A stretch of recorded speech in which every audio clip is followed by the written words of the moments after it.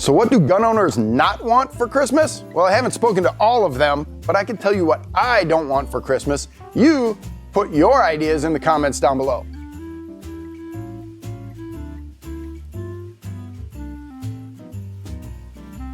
During this most festive of holiday seasons, you might be wondering what you can get me for Christmas. I'm not going to tell you, but I will tell you what I don't want for Christmas.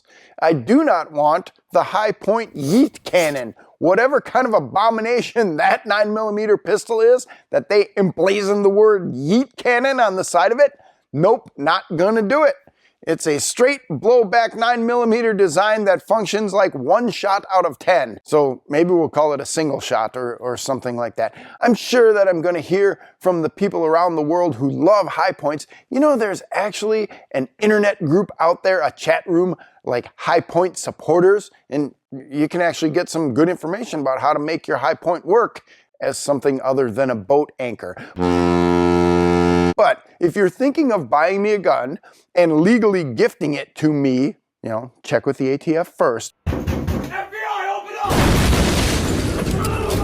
up! But please don't make it the high-point yeet cannon. I don't want anything like that.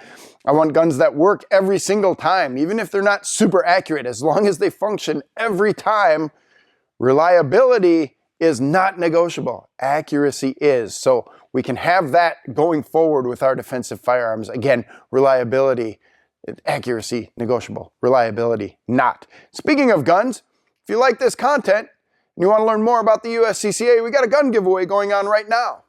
It's absolutely free, but it ends really soon. So click the link in the description to find out which brand new gun you could win. Now we're back to talking about things I don't want for Christmas. I do not want any way, shape, or form out the front automatic knife. These switchblades that just pop out the front, commonly called stilettos or daggers or something like that, nope, don't want it. In fact, my self-defense knife is a fixed blade knife, the K-bar TDI knife that is easy to draw and easy to apply, and I don't have to open in any way, shape, or form. But out the front automatic knives, one, they got the little safety on the side, and then the switch, you push it forward and the blade flings out and kind of locks. We'll do the air quotes on that. Locks into place. Doesn't really lock. It's just sort of there, and there's no support around the blade. And you know what? If your out the front knife even hits something as light as a sheet of paper, it doesn't lock into position. And all of the advocates of out the front knives say, well, then you just got to swing it down and it'll lock into place. It's still not going to be a super strong knife, and it's not going to be good for much of anything. You might be able to cut someone a little bit, but I'm not counting on that knife to work. Out the front knives are cool for 12-year-old Kevin. The blade's flipping in and out, and yeah, that's really neat. But if you're looking for something that is really going to help you in a self-defense situation, and honestly, knife should be your last resort, because it's a close contact weapon and you ought to have some really good training before you try to deploy your knife. I would go with a fixed blade knife like the TDI or something similar along those lines. They're easy to carry, they're super easy to deploy, and it's very difficult for your attacker to get that knife out of your hands. Other things that I don't want for Christmas.